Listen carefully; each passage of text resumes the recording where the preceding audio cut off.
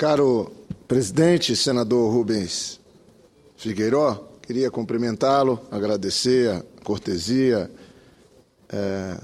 e a maneira carinhosa com que Vossa Excelência sempre se refere à minha pessoa, ao meu pai, à minha família, e digo que o carinho, o respeito é recíproco.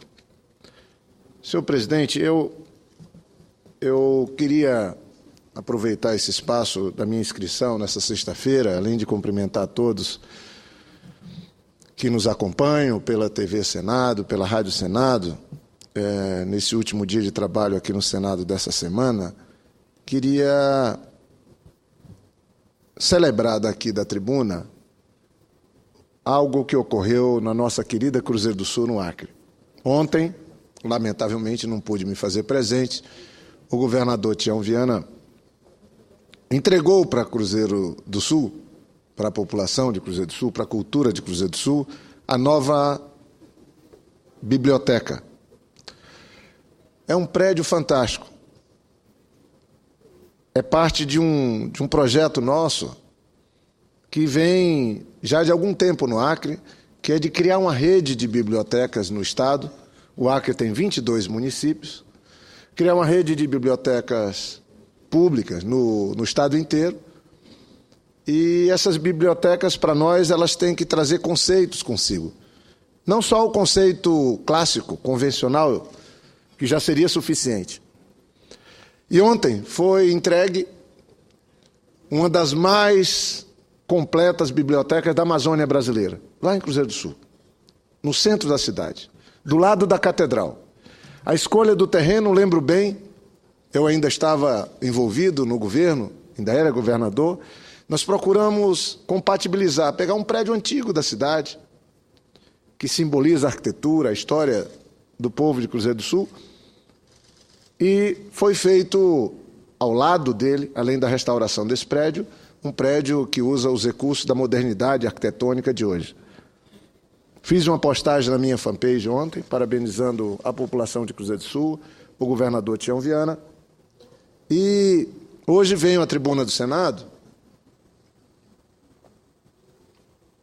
para fazer esse registro, porque um governo pode melhorar a vida de um povo de muitas maneiras, mas a maneira mais duradoura, mais definitiva, mais acertada, é através da educação, é através do conhecimento. Ontem nós brincávamos aqui, numa boa conversa com outros colegas, sobre a sua vida, a sua luta de ter a criação no Mato Grosso. Vossa Excelência falou que tinha passado já para os filhos algumas áreas. Certamente, Vossa Excelência tem orgulho de dizer, não, é uma tradição da família, e já passei, e meus filhos estão cuidando do patrimônio da família.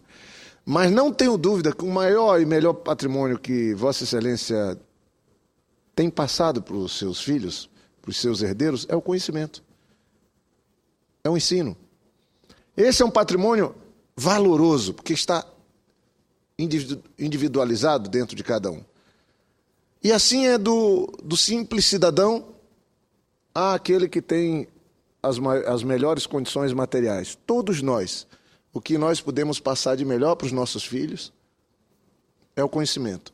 Eu sou de uma geração, nesse nosso Brasil, que é a primeira da minha família a ter nível superior, a fazer uma faculdade. Mas não abro mão de que minhas duas filhas possam, uma já concluiu, já está fazendo pós-graduação, o segundo curso, e a outra está fazendo arquitetura. Porque esse, de fato, é o melhor legado que um pai pode deixar para um filho. E não é diferente nos governos. Não é diferente. Lamentavelmente, não tem uma pactuação do nosso país. Essa semana, no Rio de Janeiro, a convite de um grupo que chama Brasil 21, que é uma parceria da Universidade de Harvard com a Fundação Lehman, do Jorge Lehman. Ele constitui um grupo que discute só educação, e eu tenho o privilégio de fazer parte desse grupo. E nós tivemos semana passada uma reunião no Rio de Janeiro para discutir só educação. Visitamos escolas inovadoras na Prefeitura do Rio de Janeiro e também no Estado. Como é bom a gente ver que tem muita gente pensando em colaborar para que esse nosso Brasil possa, de fato, ter a educação como a sua maior prioridade, a sua grande prioridade. Na hora que eu estou falando de educação, o Cristóvão chega, nosso senador, aniversariante de ontem, de hoje, e não é por acaso. Então, eu fico contente, senador Cristóvão. Estou acabando de falar que estou aqui me referindo a algo que Vossa Excelência é apaixonado, que é a educação. Estou me referindo que ontem o Tião, o governador, inaugurou em Cruzeiro do Sul a mais bela, mais nova e bem montada biblioteca do Acre. E como todos falam pela educação, nós podemos perguntar, mas quem pratica esse discurso? Quem de verdade faz da sua vida prática um compromisso com a educação? Eu estou celebrando aqui a inauguração de uma biblioteca que só não vou dizer que é a melhor da Amazônia, porque no Acre tem outras duas que concorrem com ela. E uma é a Biblioteca Marina Silva, que eu construí, e aí veio o Ministério Público e proibiu de usar o nome Marina Silva na biblioteca. Eu falei, mas onde é que está o problema? Eu estou pondo o nome de uma ministra, ex-senadora. Ah, mas está na lei. Uma lei burra. A lei é se eu tivesse pondo o nome de um parente, de alguém para agradar. Eu estava pondo o nome de uma das acreanas mais expressivas que nós temos. Foi ser alfabetizada adulta, foi fazer uma faculdade com muito sacrifício, saiu do seringal, não conhecia nem dinheiro, foi estudar com as freiras, quase morre, com muito sacrifício foi aprender a ler, a escrever, fazendo Mobral, fazendo tudo, virou uma referência, virou ministra, tem na educação um compromisso de vida, e foi exatamente essa biografia que eu quis pôr na porta, no letreiro da biblioteca, para estimular outros que estudem, que vençam na vida, como é a Marina. O Ministério Público não enxerga isso. Uma ação, mais uma ação, para ficar lá bem. Mas segue sendo Biblioteca Marina Silva. Só tiramos o nome.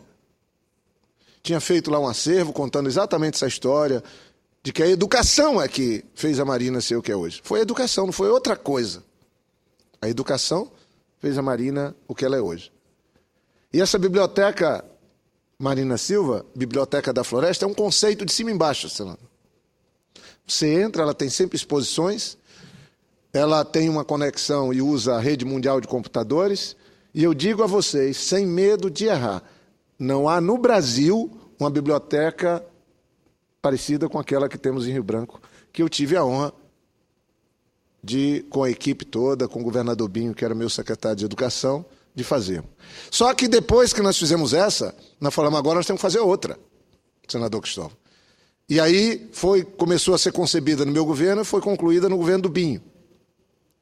É a Biblioteca Pública de Rio Branco. E olha, Vossa Excelência que gosta de ideias interessantes. Sabe qual é o melhor lugar para você ficar em Rio Branco quando tiver esse sol escaldante que a gente tem na Amazônia? Lá a gente chama de sol a pino, meio-dia, 1 hora, aquele sol que está bem no coco da cabeça. E um calor danado, as praças estão muito bonitas, temos calçadas em Rio Branco para andar, tem uma boa arborização, mas o melhor prédio, o mais bonito, o mais aconchegante para alguém passar algumas horas ou alguns minutos daquele calorão, são as nossas bibliotecas, senador Cristóvão. Estão abertas, todo dia, de segunda a sábado, até 21 horas. Então, se você estiver andando em Rio Branco e estiver muito quente com sua criança, com seu filho, você não precisa ser adulto para ir na nossa biblioteca. Você pode ir com seu filho. Lá tem uma brinquedoteca. Você pode deixar ele brincando, com cuidadores. E se não gostar muito de literatura clássica, você pode ir para a gibiteca, que também tem.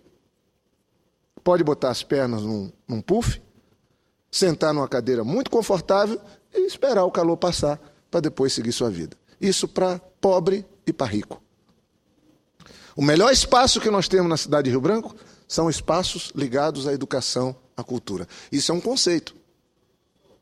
Isso não foi feito por acaso. É assim no Brasil? Os melhores prédios públicos são as nossas escolas? no Acre, nós assumimos um compromisso. Da delegacia ao hospital e principalmente à escola. Falei, delegacia não é lugar de bandido. Delegacia é um lugar onde o cidadão que tem algum problema vai procurar seus direitos. Então, as delegacias nossas, no meu governo, eram coloridas, limpas, com plantas, com flores e com o cumprimento da lei. Em vez daquelas coisas pichadas, janela quebrada, tudo escangalhado, as nossas delegacias, na época que eu estava no governo, a partir de um conceito de gestão, de cuidar, eram desse jeito. Foi aí nos hospitais, todos os prédios públicos e também nas escolas. As nossas escolas, quando nós estávamos no governo da Floresta, nós tínhamos esse compromisso, serem as escolas os melhores prédios públicos da cidade, seja ela do interior ou da capital. Porque aí você passa mensagens, presidente Rubem Figueiredo. Você passa aqui mensagem. Se a escola é o melhor prédio público da cidade, é porque deve ter alguma importância isso. Não é o mais luxuoso, é o mais acolhedor. Senador Cristóvão, nos meus 2 mandatos, o Acre tem 22 municípios. Nós fizemos 14 bibliotecas grandes, fora que todas as escolas passaram a ter biblioteca. E ontem, o governador Tião Viana pegou essa que nós criamos em Cruzeiro do Sul, chamada Escola Padre Trindade, foi criada em 99 por mim. A primeira biblioteca criada no meu governo foi lá em Cruzeiro do Sul, no interior. Biblioteca pública. E agora, num outro prédio, em instalações que quem chegar em Cruzeiro do Sul vai andar, vai ver a nossa catedral, que é símbolo da cidade, mas imediatamente vai olhar e dizer, mas o que é aquilo ali? Que prédio é aquele? Que estou com vontade de visitar. Aquilo é uma biblioteca. Eu penso que isso muda tudo. O governador Tião Viana era senador e me ajudou, ele com o Gregório Filho, secretário de Cultura na época, a criar as casas de leitura. Cada bairro pobre, nós treinamos pessoas, tínhamos uma casa de leitura com pessoas treinadas, contadoras de histórias, ajudando a passar para as crianças pobres esse amor, esse apego pela leitura. Senador Cristóvão, eu falei nesse grupo de Harvard, que estava reunido no Rio de Janeiro semana passada, a partir de uma parceria com Harvard e a Fundação Lehman, e eu faço parte, que só discute educação pública. Reúne gente das mais diferentes áreas, de um empresário a educadores, a alguns poucos parlamentares, eu tenho o privilégio de estar lá. Eu falei que, quando eu fui prefeito, senador, assumi a prefeitura, Rio Branco tinha 4.000 alunos. Uma vergonha. Capital.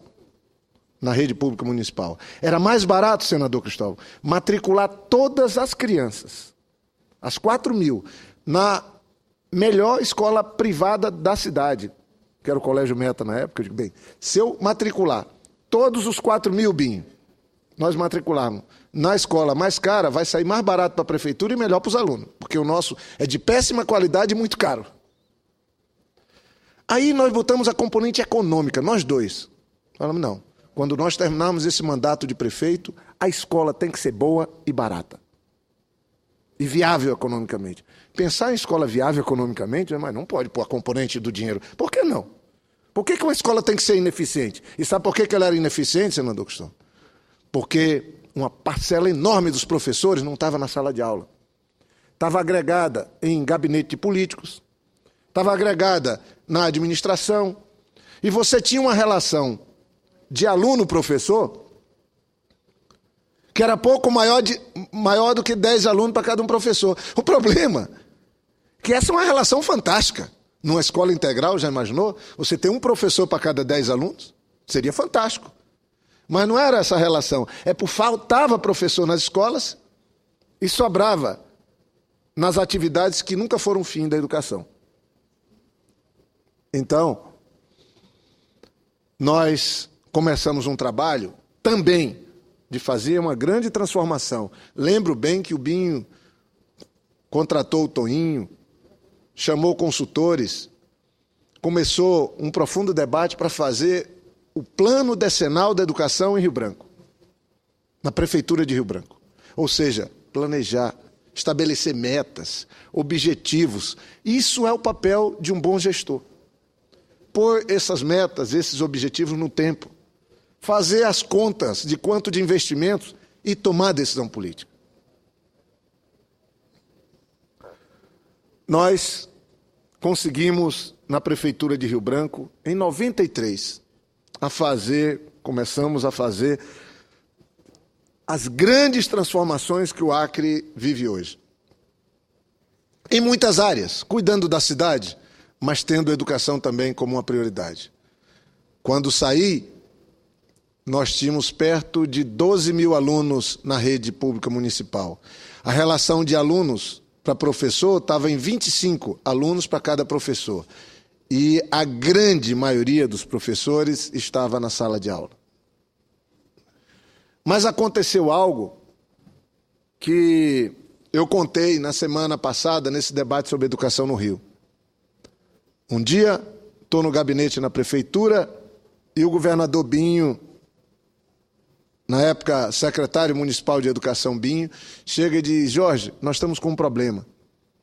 Nós estamos tendo reprovação na primeira série. As crianças que estão ali no pré-primário não conseguem se qualificar para ir para a próxima série. Mas como é que é isso, Binho? Como é que reprova? Ele disse: não reprova. É que eles não conseguem pegar num lápis. Não conseguem ter a mínima coordenação motora. Não conseguem ter a razoável lógica. Não conseguem... E aí alguns já se apressam e dizem: porque é filho de pobre. Não tem nada a ver. Capacidade de aprendizado. Não tem nada a ver talento, inteligência, com condição financeira, material.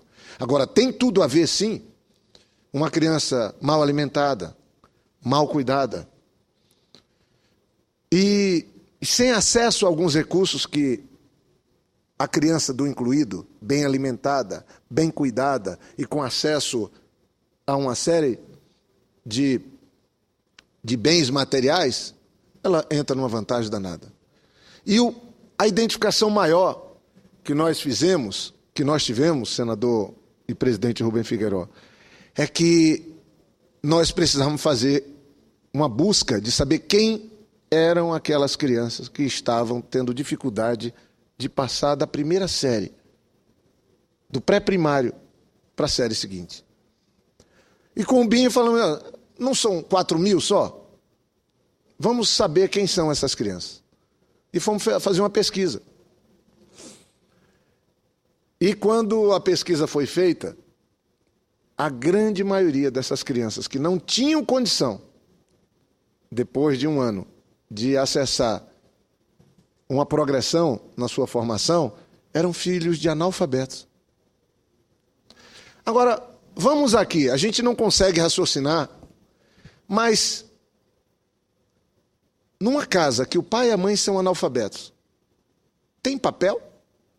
Tem lápis, tem caneta? E eu pergunto: para quê? E como ficam as crianças, filhas de um pai e uma mãe analfabeto? Tendo dificuldade de lidar com esses instrumentos que para nós é corriqueiro. Os filhos da gente, os filhos dos amigos da gente, das pessoas, da maioria das pessoas que a gente conhece, mal estão engatinhando, a gente já dá um papel e uns lápis de cor e eles já começam a criar intimidade com aquilo. 1, 2 anos, depois é que vão para a escola. Filho de pobre, filho de pessoas excluídas, só vão encontrar com esses materiais quando chegam na escola. Foi isso que a gente identificou lá na prefeitura. E aí nós fomos cuidar dos pais, criamos um programa de alfabetização de adultos, que foi um sucesso. Foi nesse processo de olhar a família, pensar o conjunto. Porque diz: não, tem um fulano ali que o pai e a mãe são analfabetos, ele é muito pobre, mas ele deu certo na vida. Mas você está pegando um exemplo? Nós temos que cuidar do conjunto, de todos. E foi isso que fizemos na Prefeitura de Rio Branco. Não paramos mais. Para nós, biblioteca é fundamental. Essa biblioteca inaugurada ontem, ela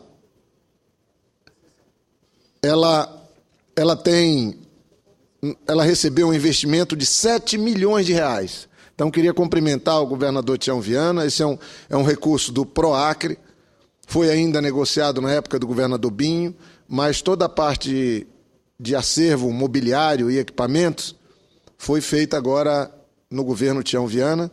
A construção consumiu 4 milhões e 805 mil reais, são recursos do BNDES e do BIRD. Quer dizer, nós estamos pegando financiamento para fazer bibliotecas. Nós estamos vendo a biblioteca como um investimento. E eu acho que isso é novo. Eu acho que isso faz a diferença. Construir bibliotecas públicas, com acesso à internet, com os recursos que nós estamos disponibilizando, é um bom investimento a fazer. Bobeando, é o melhor investimento a ser feito. Então, a Biblioteca Marina Silva, a biblioteca que nós temos, pública em Rio Branco, as 9 bibliotecas no interior do estado que nós construímos, que algumas delas funcionam nos centros de florestania que nós criamos. Veja que não são centros de cidadania. Nós lá criamos um conceito novo, que é uma espécie de cidadania dos povos da floresta. E eu queria, então, senhor presidente, concluindo a minha fala, primeiro, compartilhar com o Brasil essa alegria. Nós estamos no Acre pegando financiamento do BNDES e do BID para fazer bibliotecas. E isso, no nosso entendimento, é, sem dúvida, um grande investimento que estamos fazendo. A biblioteca pública que nós temos, ela é bem no centro da cidade, é um dos lugares mais frequentados. A Biblioteca Marina Silva, da inauguração para cá, já foi visitada por 180 mil pessoas. Eu estou falando nisso numa cidade que tem menos de 300 mil habitantes. 180 mil pessoas numa biblioteca. A biblioteca pública em Rio Branco, bem no centro da cidade, agora mesmo, há pouco tempo, nós levamos o presidente Lula, que nos visitou, fica chocado. Videoteca, tem filmes clássicos que você passa 3 vezes por semana, tem gibiteca, tem acesso à internet para quem visita, é um ambiente,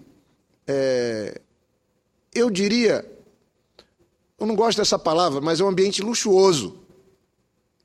É uma coisa que é muito melhor do que as bibliotecas dos bacanas. Mas porque ali é para pobre, ali é para todos. Um ambiente limpo, agradável, que você passa e pergunta assim, o que é aí? E tem vontade de entrar sempre. Então, levamos também o ministro Aloysio Mercadante, e eu diria que o atendimento nesses espaços públicos é de altíssima qualidade. Eu acho que é melhor do que o atendimento padrão FIFA. Porque o pessoal fica falando de padrão FIFA, muito dinheiro dá um monte de coisa. Eu quero ver a qualidade no atendimento. É o equilíbrio entre fazer uma coisa ser eficiente, ser bem feita, ser inovadora, mas ela ter qualidade. Senador Cristóvão, eu com satisfação vou ouvir a parte de Vossa Excelência, que muito me honra. E mais uma vez aqui da tribuna, quero parabenizá-lo, porque pessoas como Vossa Excelência fazem aniversário o mês inteiro. Então esse é o mês de aniversário do senador Cristóvão, não é o dia. O meu, eu agora, porque tem que valorizar a vida, a gente tem que comemorar um mês todinho. Almoço, pedir aos amigos que paguem almoço, que abram a garrafa de vinho, que façam festa. Tem que ser um mês todo, não é não, senão, para valorizar a vida. Então, Vossa Excelência, de novo aqui, os parabéns. Mas eu queria só, antes de passar, tem um outro lugar que foi construído durante o governo Binho, chamado OCA. É um serviço de atendimento ao cidadão. Raciocine comigo. Eu estou marcando uma audiência com o presidente Lula e vou levar essa ideia para ele. E quando encontrar a presidenta Dilma, eu vou falar. Todo mundo questiona os gastos dos estádios da Copa. E não é sem razão. Eu mesmo Passo do lado do Maracanã, que gosto muito de futebol. Aliás, fico fustigando todo mundo por causa do meu Botafogo, principalmente os flamenguistas, eu faço isso. Aí eles me esculhambam, tal. Até meus assessores ficam com raiva de mim, ficam na fanpage. Mas futebol é parte da vida do brasileiro e eu acho isso uma coisa muito positiva. Nós construímos um prédio em Rio Branco, no governo BIM, mais de 30 milhões de reais. Mas para que esse prédio de 30 milhões de reais? É para atender pobre, para cuidar de pobre. Ele compete com as bibliotecas, com a Marina Silva e com a Biblioteca Pública. Então, eu estou falando de 3 prédios que são fantásticos em Rio Branco, que prefeitos do Brasil inteiro, se quisessem, deveriam visitar. Os governadores do Brasil inteiro deveriam visitar, inclusive essa biblioteca que o governador Tião Viana inaugurou ontem. O Lula esteve lá também. Eu estou fazendo uma associação desse serviço com Copa. Andando em Lisboa, fomos lá ver o Ligeirinho, esse serviço de atendimento ao cidadão. Em Barcelona também tem, em Londres também tem. Quase todas as cidades grandes do mundo têm. Não chegam aos pés do de Rio Branco. Estou acabando de dizer que o pronto atendimento de Brasília, do Rio de Janeiro, de São Paulo, de Salvador, que chegou a criar, de Barcelona, de Londres, não chegam aos pés do pronto atendimento de Rio Branco, ao cidadão. São 9 mil pessoas por dia em Rio Branco que frequentam a OCA. Do ponto de vista arquitetônico e principalmente do ponto de vista do atendimento. É uma coisa extraordinária. O Mercadante era, na época, ministro da Ciência e Tecnologia, ficou ensandecido com o que viu. O Lula ficou louco. É algo que a gente pegou olhando, porque a gente sempre fez as coisas no ar, que assim, a gente vai olhando o que é que tem no mundo de muito bom nessa área. Aí você vai pegando e fazendo adaptações e criando algo com identidade própria, mas que leve em conta todas as outras tentativas, os erros e os acertos. Aí você chega em algo muito, muito positivo. A OCA é um lugar que qualquer que seja o seu problema, você entrando ali tem solução, ou pelo menos é ali que você pode encontrar a tua solução. Do casamento ao descasamento. Do registro de uma criança a mexer com o passaporte, do CPF a todos os serviços. Fizemos convênios com o governo federal, o governo do estado municipal, está tudo lá dentro. E um cidadão, uma mãe, porque já imaginou uma mãe com 3, 4 filhos, morando longe, na periferia, 2 horas pegando um ônibus, ter que vir 3, 4, 5 vezes na cidade para resolver seu problema? E sendo tratado como esse país trata pobre, quer dizer, deixa ali no canto. Ele timidamente também não pergunta e fica ali, às vezes, a manhã todinha com criança, passando necessidade, gastando dinheiro. Lá não. Nessa OCA, as cadeiras que os pobres sentam lá são melhores do que o mais luxuoso aeroporto que tem no Brasil, para rico andar. Está lá, pode ir lá. As instalações são feitas, não tem um cisco no chão. E passam 9 mil pessoas por dia lá. Pobres na maioria. Ou pessoas que não têm grande acúmulo material. E aí entra a Copa do Mundo. Passo lá do lado do Maracanã e digo, pô, tinha um estádio, um templo do futebol, 200 mil pessoas, transformaram ele agora em 60 e pouco. Só cabe 60 e pouco. A geral, que era a cultura do Maracanã, não tem. Para entrar, eu estou atrás de tentar comprar um ingresso para a Copa, não consigo. Não sou mais que ninguém. Estou atrás de comprar. Para ver um jogo, Estou tendo dificuldade. É óbvio que nós temos que cuidar para que essas coisas... Eu sei que nós temos que estar abertos para receber o pessoal de fora. É um momento importante do país, 60 anos sem sediar uma Copa, o país do futebol. Então, eu acho uma loucura esse negócio. Acontece em qualquer parte do mundo, diz, não vai ter Copa, foi em Londres, foi assim, tudo que é lugar, todos os lugares na Alemanha. Mas eu acho uma insanidade. Brasil sediar e tal. Agora, isso não corrige os erros que houveram. E aí eu estou juntando com Copa. Imagine, senador Cristóvão, que todos esses estádios que fossem construídos, e eles foram construídos em grandes cidades no país, todos eles tivessem uma espécie de OCA no entorno deles. Eu estou dizendo que essa OCA, que custou 30 milhões de reais, que custa mais de 1 milhão a manutenção por mês, com funcionários bem treinados, o o atendimento é fantástico. Imagine esses estádios virarem, todos eles, porque o pessoal fica querendo saber o que é que faz num estádio desse. Um ligeirinho, um centro de atendimento ao cidadão. Quantas pessoas iriam no Maracanã por dia para resolver seus problemas? 30 mil? Se em Rio Branco vão 8, 9 mil, no Rio de Janeiro, no mínimo 30, 40 mil. Então, o brasileiro também se sentiria contemplado com aquele investimento de centenas de milhões de reais. O que a gente falta, às vezes, fazer no Brasil é que uma coisa para ali, a outra para lá, você não tenta fazer com que aquilo tenha uma sensação de pertencimento do cidadão. Os estádios têm que ser parte das cidades. É óbvio que tem vantagem quando você tem uma mexida na mobilidade urbana, como estamos tendo, sim. O governo federal está fazendo investimentos. As cidades, todas as cidades do mundo ficaram um pouco melhor depois que passaram Olimpíadas ou Copa do Mundo. É verdade. Gente, começou com a Exposição Universal, que mudou Paris em 1900, que onde passa muda tudo, mudou Lisboa na década de 80. Tudo deixa mudanças para melhor. Agora, essas mudanças podem ser muito melhores ainda. Então, a ideia é simples. Dar um uso para esses espaços diário para o cidadão brasileiro. No domingo, ou na quarta ou na quinta-feira, o show do futebol. Diariamente, o atendimento ao cidadão. Tranquilamente, se tivéssemos debatido, discutido, isso daria para ser feito. Pegando um exemplo do Acre.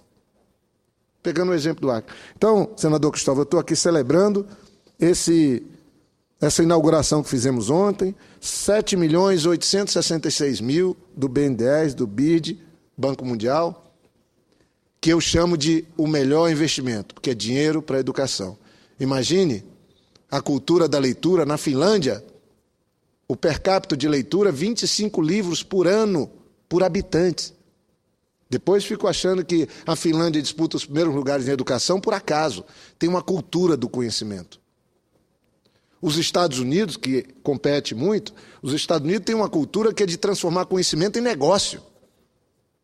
No Brasil, se a gente chegar numa universidade e dizer que, olha, o conhecimento acumulado aqui pode se transformar num bom negócio para o nosso país, para melhorar a vida das pessoas, é sacrilégio. Não, o conhecimento dá para transformar em negócio. Eu até aceito debater, mas o conhecimento é para tudo, é para a vida, é para o país, é para a nação, é para os negócios, é para o cidadão. E acho que investir em biblioteca, então eu fiz, senador Cristóvão. São 22 municípios, nós fizemos, quando eu era governador, 14 bibliotecas. E o meu mandato de senador segue nessa linha, fora as casas de leitura. Segue na linha. Todo ano eu ponho emenda para construir bibliotecas. Estimulo, tem uma escola em Rio Branco, João Aguiar, Vossa Excelência pasme. Lá tem uma premiação para os meninos que mais leem. Eu fui lá para a biblioteca da escola. Já imaginou uma criança que lê mais de 100 livros por ano? Tem nessa escola. 100 livros por ano. A Finlândia, a média per capita é 25. Vai dizer, mas Jorge, não pode. Está lendo um livro a cada 3 dias? É isso mesmo. É isso mesmo. O medalha de ouro lá, uma criança, adolescente, lê mais de 100 livros por ano. Aí queriam me inscrever lá, senador. Falou, se inscreve aqui, Jorge, para concorrer com a gente. Eu digo, de jeito nenhum, porque essa eu já perdi. E fico feliz de ter perdido. Criança que lê 40 livros por ano, 50 livros lá, é medalha de bronze. E é uma paixão pela leitura. Consegui uma doação de mais 100 e poucos títulos, estou mandando para essa biblioteca. Eu acho que esse tipo de semente que tem que ser espalhada pelo Brasil e germinar Brasil afora. E quando você vê uma criança pobre, que às vezes o pai não sabe ler nem escrever, que a mãe também não sabe ler nem escrever, ele se apaixona pela busca do conhecimento, pela leitura, essa família está salva. Essa família, sem dúvida, vai superar, vai ter as dificuldades e vai ter uma velhice que não vai virar um problema, como está virando um problema para a maioria das famílias do país, ter alguém velho na família, porque eles não têm condição de cuidar dos mais velhos. Eu ouço Vossa Excelência, senador Cristóvão, para poder encerrar meu pronunciamento, agradecendo ao senador e presidente dessa sessão, Rubem Figueiredo. Senador Jorge Viana, primeiro eu quero cumprimentar o governador Tião todo o povo do Acre por essa nova grande obra. Eu acompanho desde o seu governo o que acontece no Acre e consigo ser testemunha do avanço que vocês têm feito no que se refere à educação, à leitura e à convivialidade das pessoas. Eu não esqueço de seu conceito de que não basta administrar, é preciso cuidar da cidade. Cuidar com carinho. E falta a muitos de nossos prefeitos, governadores, muitos de nós, falemos assim, esse sentimento do cuidar. Cuidar que leva, por exemplo, a insistir que é preciso colocar recursos para fazer com que as crianças leiam. Por isso, quando eu ouço uma referência como a sua, no estado do Acre, como eu ouço como Foz do Iguaçu, que tem tido prefeito que faz isso, eu me pergunto, não está na hora de a gente levar isso para o Brasil inteiro? E aí vem a outra pergunta, que eu tenho a resposta. Posso estar errado, senador Figueiredo, e fico feliz de tê-lo do meu lado. Tem como levar isso para o Brasil inteiro sem federalizar a educação no país? Tem como a gente fazer com que todos façam isso, se fica a critério da vontade de um, a vontade de outro, dos 5.565 prefeitos e dos mais 27 governadores? Não tem. Até porque, no caso do Acre, é uma vontade ferrenha, não só isso, há um compromisso intenso, mas há uma sucessão de prefeitos, aliás, de Rio Branco e governadores da mesma concepção. Se essa concepção for interrompida, pode morrer tudo isso. É verdade. Então, a gente precisa ter uma lei que definisse isso como responsabilidade da União, da nação, do povo brasileiro inteiro. A criança acriana hoje tem a sorte de ser acriana. Em outros lugares não tem sorte. A gente não pode deixar que o futuro de uma criança dependa da sorte da cidade onde ela nasceu. Ninguém escolhe onde vai nascer. Os pais nem sempre escolhem, estão ali por circunstâncias. Então, nós precisamos romper com essa ideia de que o futuro de uma criança depende de onde ela nasceu. A criança, ao nascer, ela é primeiro brasileira, depois acriana. No Brasil, criança é municipal, universitário é federal. Tem que acabar com isso. Aqui a gente só fica federal depois que começa a pagar imposto, se entra no Exército, se entra na Universidade Federal, e uns tiquinhos conseguem ser federais entrando numa das 400 escolas federais, e inclusive as técnicas. Por isso eu parabenizo, mas provoco, e aumenta a minha vontade de lutar pela federalização da educação, para termos no Brasil inteiro o que o Acre tem tido, pela sorte de ter. Agora, eu me controlei muito para tocar no outro assunto, mas não resisto. Eu falei que muda um governo e pode mudar tudo isso. É por essa razão, sem querer que a gente desvie o nosso debate, que eu não gosto da ideia de ter nomes de pessoas vivas em prédios públicos, porque muda o governo, tira. Eu não vou negar, eu gostaria de um dia ter uma escola com meu nome, mas nunca, por favor, enquanto eu estiver vivo. Porque sobe um cara contra mim, tira. Depois eles não vão nem saber quem eu fui, então não tiram. Ou então, quem é que está livre de fazer uma besteira na vida? Aí vão tirar o meu nome. Depois de morto, eu não vou mais fazer besteira. Então, aí não tem mais perigo. Eu não gosto muito disso. Sem falar o protecionismo, o nepotismo de botar nomes de parentes, como a gente sabe que tem muito, sobretudo em alguns estados do meu Nordeste. Então, eu acho que o procurador, nesse caso, fez bem. Apesar de que eu não vejo o nome melhor para a gente botar numa biblioteca do que Marina Silva. Não vejo, não tem. Sua escolha foi perfeita. O momento é que não foi. Porque ela ainda está, felizmente, aqui conosco, viva, atuante, e podendo cometer erros, como qualquer um de nós. Ou podendo um governo do Acre não ser simpático a ela e querer mudar. Mas isso, eu prefiro que isso não entre na nossa conversa. Eu só não consegui me controlar de falar sobre isso.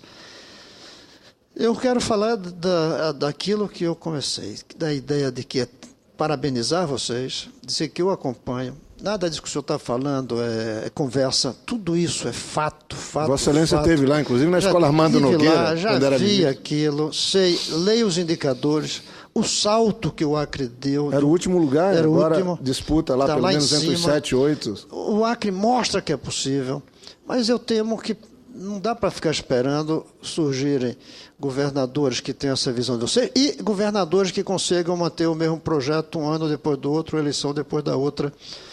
E eu espero até que continue por muito tempo com esse trabalho. Daí a minha ideia de que sem federalizar a gente não consegue. Agora, não federalizar obrigatoriamente. A gente pode federalizar as escolas das cidades que desejarem. Prefeito, Câmara de Vereadores, o pastor, o padre, a sociedade civil, todos vão e dizem ao governo federal: queremos entregar nossas escolas a vocês. E aí o governo, tendo uma carreira nacional do magistério, que é a base da federalização, constrói as escolas, porque o senhor tocou um ponto importante. A escola deveria ser o prédio mais bonito da cidade. Não tem um shopping, não tem um banco que não tenha ar-condicionado. Raríssimas escolas têm ar-condicionado central para as crianças. Raríssimas. E tem mais, quando a gente fala que devia ter ar-condicionado nas escolas, as pessoas riem. Tem gente que está me ouvindo e está achando que é loucura, que é deboche, que é demagogia. É uma necessidade. É uma necessidade. Criança não consegue acompanhar uma aula num clima quente. Nem o professor consegue dar uma aula boa num clima quente. E nós temos instrumentos para controlar hoje a temperatura. Por que usamos para tudo? Aqui tem dia que eu saio daqui por causa do frio. Aqui dessa sala, desse planeta, eu saio por causa do frio. Por que as escolas não podem ter uma temperatura decente, digna, capaz de fazer com que as crianças se compenetrem? Mas quando a gente fala isso, é absurdo. Isso não seria um dinheiro tão alto quando a gente compara com o poder da União.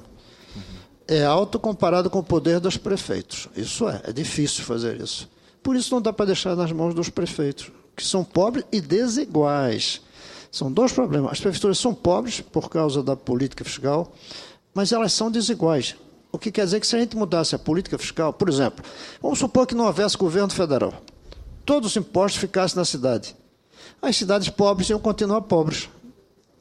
As cidades ricas iam passar a ser ricas. As administrações.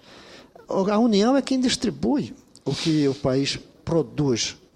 Criança deveria receber para a sua educação o mesmo valor. Não importa a renda do pai, não importa a cidade onde nasceu. Criança nasceu no Brasil, ela não vai saber, mas o país sabe, que até o final do seu ensino médio, ela vai receber o mesmo valor para a sua educação. O Suplicy não propõe uma renda mínima da cidadania? Vamos fazer uma renda mínima igual, uma renda média, ou até uma renda máxima, no possível, da educação para cada criança brasileira. E só quem pode igualar isso é a União. Daí a minha proposta, que eu espero contar com o apoio de todos, da gente usar a eleição deste ano ainda, se der tempo, para fazer um plebiscito. Saber se a sociedade brasileira quer que a responsabilidade da educação esteja nas mãos dos municípios, dos estados, ou nas mãos da União. E, de preferência, de forma voluntária, cidade por cidade. Mas o importante é parabenizar o Acre e dizer que é bom saber que tem um exemplo como esse que a gente deve levar para os outros estados do Brasil. Eu agradeço e faço aqui, aproveitando esse final, uma breve leitura do que é a Biblioteca da Floresta Marina Silva. É uma biblioteca temática, livros e aplicações diversas que tratam da identidade acreana e amazônica, meio ambiente, desenvolvimento sustentável e florestania. Produz publicações voltadas para a identidade acreana, revista como a revista Povos Indígenas do Acre, revista Índios Isolados do Acre, o Wilson Pinheiro, 30 anos sem um líder seringueiro, Chico Mendes, o Homem da Floresta, 20 anos de saudade e conquistas e outros. Então, a Biblioteca da Floresta Marina Silva, hoje é administrada, é cuidada pelo Marcos Afonso, um companheiro filósofo, intelectual, ex-deputado federal, foi meu líder quando eu fui prefeito na Câmara Municipal. O professor Marcos Afonso tem cuidado da biblioteca, que é para mim um xodó. Eu sou apaixonado pela biblioteca e fico feliz. Recentemente estive participando de um seminário. Ela, do ponto de vista arquitetônico, também é um conceito. Ela tem um auditório, tem sala do saber, sala de exposição, acervo, 2 salas de leitura, sala de automação do acervo, pesquisa multimídia, espaço de convivência, espaço da floresta, onde estão a Casa do Seringueiro, que é uma coisa... Você entra na biblioteca e leva um choque, é um museu do conhecimento, ou do amanhã, o arquivo Chico Mendes, muito do material de Chico Mendes original está lá, foi na época que eu era governador que eu pus, sala de jogos ambientais e espaço indígena. A Casa do Seringueiro, no Segundo Pino, emociona a maioria dos visitantes, especialmente os próprios seringueiros. Nós colocamos canoa, nós colocamos tudo que tem numa casa de seringueiro na parte superior do prédio, antes de fechar as paredes. Então foi um trabalho muito difícil de ser feito. Tem algumas promoções da floresta. A data da floresta, o dia da Amazônia, dia do meio ambiente, dia da água, dia do sol e outros ligados à causa do meio ambiente e do desenvolvimento sustentável são marcados com ações realizadas junto à comunidade e aos alunos das escolas públicas. Então, a biblioteca ela se insere nesse calendário anual e ela vira um espaço cultural ligado à temática da sustentabilidade.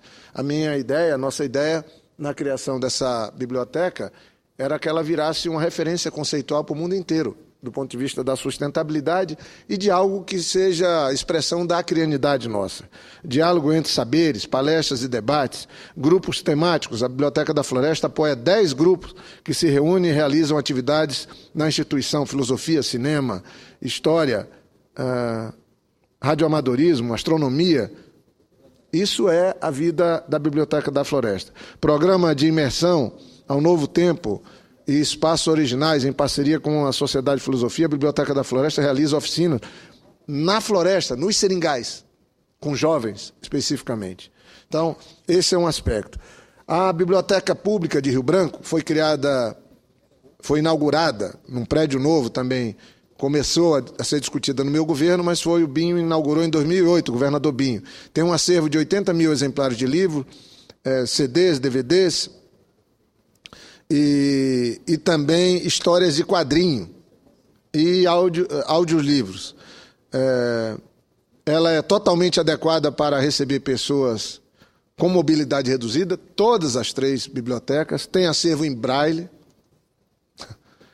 E só a Biblioteca Pública no centro de Rio Branco tem 15 mil pessoas por mês que usam o acervo, fora aqueles que usam o espaço apenas para uma leitura, para ir na gibiteca, para assistir filmes, e os serviços que são prestados é pesquisa em livros técnicos, empréstimo de livros, espaço, comunidade digital, acesso livre à internet, filmoteca, 3 sessões diárias gratuitas de filme,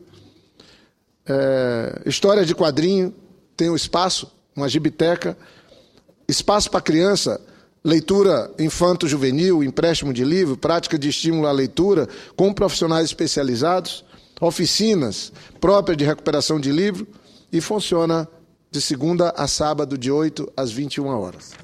E a Biblioteca de Cruzeiro do Sul, a Biblioteca Padre Trindade, que eu tive o prazer de fundar em 99, agora é uma outra.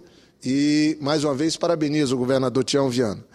Ela está com a área de 1.287 metros quadrados, 4 pavimentos, um mezanino, elevador com 4 paradas e 2 plataformas para atender pessoas com mobilidade reduzida. Mais de 23 mil exemplares de livros, CDs, DVDs, livros de história em quadrinho e além do acervo Braille. Dentre os serviços prestados de segunda a sábado, de 8 às 21, o espaço, a gibiteca, o espaço para criança, com contação de história, comunidade digital com 20 computadores de última geração, acesso gratuito à internet, oficina de leitura, filmoteca para exibição diária e gratuita de filmes e também restauração de livros e documentos. Então, esse, senhor presidente, é o registro que eu queria fazer hoje, que sirva de estímulo para todos os prefeitos e governadores, investir na educação. E, senador Cristóvão, eu deixei para encerrar, agradecendo a Vossa Excelência, a parte, e dizendo, nós já conversamos sobre isso. não só concordo com Vossa Excelência, como eu vou explicitar aqui mais uma inconsistência, uma incoerência que está na própria Constituição, que fiz na reunião desse grupo que debate educação da Universidade de Harvard, que eu tenho o prazer de participar, e é financiado pela Fundação Lehman. O que é que está posto na nossa Constituição? Está lá colocado que a educação é prioridade. Tudo bem. Mas ela divide o cuidado ou as responsabilidades de uma maneira absolutamente equivocada. E a minha equipe, que está ali, eu estou juntando informações, vendo o mundo afora, estudando os outros países, para apresentar uma PEC, mudando que vai nessa linha. São coisas que podem andar paralelo. O que é que está escrito na Constituição hoje? Traduzindo, quem cuida das crianças nesse país, a responsabilidade maior de cuidar das crianças? Os prefeitos. Quem cuida dos adolescentes? Os governos estaduais e o Distrito Federal. E quem cuida dos adultos? A União Federal. Agora, Vossa Excelência acabou de afirmar, e eu assino embaixo, que tem a intenção de apresentarmos um plebiscito para que a população decida se não deve ser a União Federal que cuida da educação no país. Agora, nós fizemos o pior dos negócios. A intenção é até boa, mas não funciona. É como, vamos pegar de novo o exemplo da família. Quando você tem um bebezinho em casa, você põe qualquer um para cuidar e a mãe não chega nem perto, ela só vai cuidar quando ficar adulto? Ou é o contrário? Todo mundo cuida do bebê em casa. Todo mundo. Fica ali, dá de comer na boca, limpa, faz a higiene pessoal, faz brincadeiras, tenta dar os primeiros ensinamentos, porque é uma criança. As instituições do Brasil fazem o contrário, põem o mais frágil na cadeia para cuidar. O mais frágil, que tem menos dinheiro, que tem menos condição, e na grande maioria, menos compromisso, porque cobrar 5.565 prefeitos é uma coisa, cobrar 27 governadores é outra coisa, cobrar um governo central é outra coisa ainda. Então está errado, senador Cristóvão. Está errado. Eu faço um paralelo nesse debate com o SUS. O SUS é uma coisa interessante. Mas eu não descentralizei algumas coisas no SUS para o prefeito, porque ele não aguenta. Não tem condição. Eu vou pôr hospital de referência para prefeito, atendimento, ele tem condição de administrar. Foram criados municípios que não têm nenhuma condição de serem municípios. Daí esse debate sobre novos municípios é muito perigoso. É muito perigoso.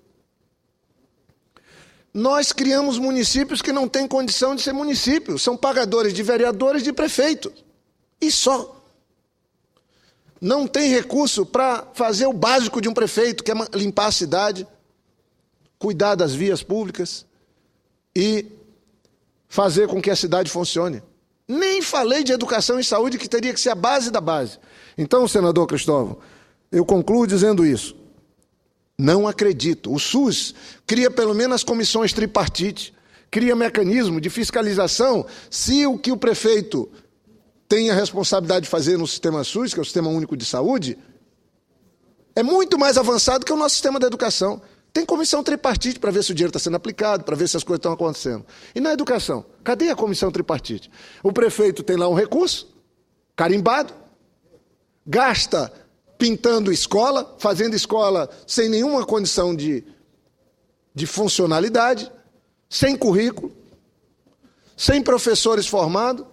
Quando eu assumi o governo, tinha quase 3.000 professores leigos. Sabe o que é que eu fiz, senador? Falaram, não, cria uma faculdade estadual que você vai botar teu nome na história. Falei, não, vou pegar e fortalecer a federal.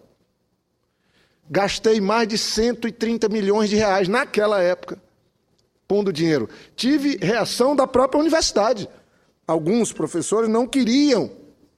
Não queriam. Eu falei, gente, vocês estão com salário baixo, vocês estão subutilizados, tinha menos de 3.000 alunos na Universidade Federal do Acre. Eu falei assim, ó, vamos pôr a universidade nos 22 municípios. Eu pago, o governo financia. E nós pomos, foi o primeiro lugar, senador, primeiro estado do Brasil, primeiro estado, que a Universidade Federal estava formando gente nos 22 municípios. Já imaginou? Já imaginou a nossa UNB funcionando em todas as cidades satélites?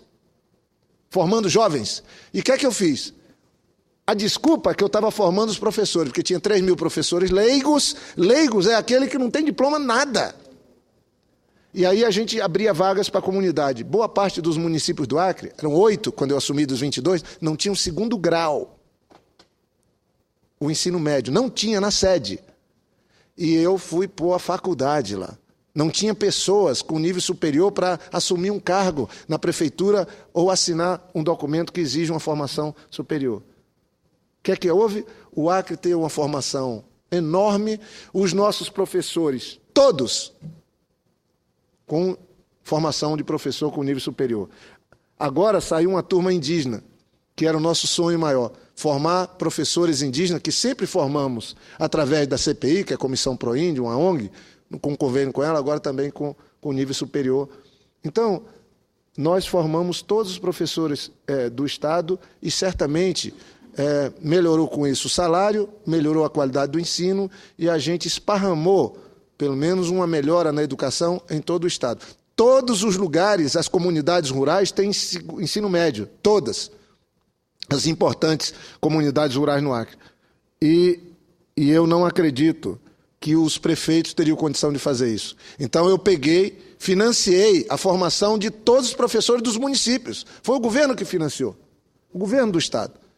Então, ou nós fazemos algo nessa linha, do país assumir a responsabilidade, e eu encerro com isso, senador. O senhor vai concluir minha fala com sua... O país tem que fazer um pacto, mas toda hora que vem a discussão do pacto, aí o pacto é por dinheiro.